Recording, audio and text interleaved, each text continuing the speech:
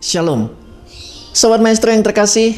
Pagi hari ini di dalam acara visitasi kita akan melihat ke dalam Galatia pasal 2 ayat 19b sampai dengan 21a. Ayat itu berkata, "Aku telah disalibkan dengan Yesus, namun aku hidup.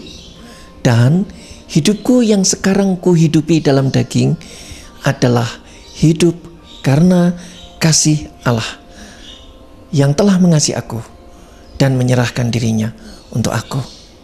Aku tidak menolak kasih karunia." Nah, kalau kita melihat ayat ini, maka kita tahu bahwa Allah adalah Allah yang sudah mengasihi kita. Dia mati di kayu salib dan Dia mengampuni seluruh dosa kita. Dan setiap orang yang sudah menerima kasih Allah, maka dia akan sanggup juga untuk mengampuni orang lain. Karena kita sudah terlebih dahulu diampuni oleh Dia. Sebuah lagu berkata demikian, "Andai kata semua laut adalah tinta, andai kata cakrawala jadi kertas, andai kata semua orang menjadi pujangga dan menulis kasih Yesus Tuhanku, air laut pun kan kering, dan langit pun tak cukup memuat semua kisahnya. Utara ke selatan atau timur ke barat hanya secari kertas yang terbatas." Tentu penulis dari lagu ini sudah mengalami kasih Allah yang besar itu.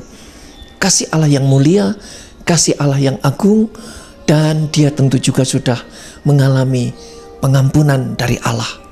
Sehingga dia mengatakan, jika setiap orang itu menjadi pujangga dan menuliskan kisah kasih Yesus yang sudah diterima, maka langit itu hanya menjadi selembar kertas. Kasih itu luar biasa untuk pengampunan bagi saudara dan saya. Dan kalau setiap orang menuliskan pengampunan yang dia sudah terima dari Yesus, maka langit itu hanya secari kertas yang terbatas. Sobat Maestro, adakah di antara kita yang mengalami kekecewaan dalam hidup ini? Mengalami penindasan dalam hidup ini? Mungkin kita mengalami situasi dan kondisi yang tidak menyenangkan. Mungkin kita mengalami perkataan orang yang tidak menyenangkan. Namun ketahuilah, situasi, keadaan, dan orang yang mendatangkan kekecewaan bagi kita itu perlu kita ampuni, karena kita terlebih dahulu sudah mengalami kasih Allah dan pengampunannya. Tatkala saya percaya kepada Yesus, hal yang paling sulit adalah mengampuni orang-orang yang pernah mengolok saya. Saya hidup dengan tangan yang cacat, dan pada waktu kecil saya sering diolok oleh orang lain. Dan tatkala saya percaya kepada Dia, saya ingat begitu banyak orang yang harus saya ampuni. Dan satu persatu saya mulai katakan, "Tuhan, saya mengampuni si A karena dia mengolok saya. Tuhan Yesus, saya mengampuni si B karena dia mengajak saya berantem. Sudah tahu tangan saya begini, saya diajak berantem. Tuhan Yesus, saya mengampuni guru saya yang menghukum saya untuk menulis, padahal saya sulit untuk menulis." Namun sahabat Maestro, tatkala itu terjadi, maka kemudian hati saya menjadi damai sejahtera.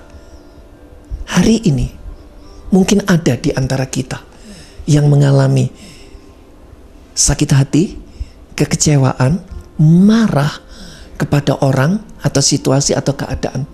Tapi ingatlah, kalau kita melawan kondisi itu, hanya dua kemungkinan, kita yang menang atau kita yang kalah. Namun kebanyakan kita akan kalah. Tapi kalau kita menang, apa untungnya? Begitu juga kalau situasi atau keadaan atau orang itu kemudian kita abaikan, mungkin satu ketika kita akan ketemu lagi. Namun hal yang ketiga yang bisa kita lakukan adalah ampuni orang itu. ampuni situasi itu, ampuni keadaan itu.